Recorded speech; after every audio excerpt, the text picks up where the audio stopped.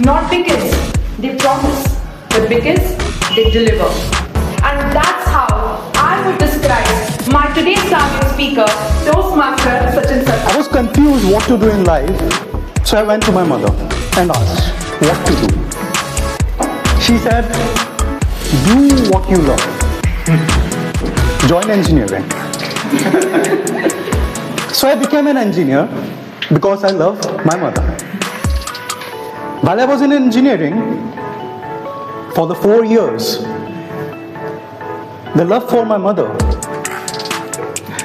it depreciated with time. Because it's going on, and you know, right? Our moms and our daddies always feed us with kara. Yes. That is, required to boost your immunity.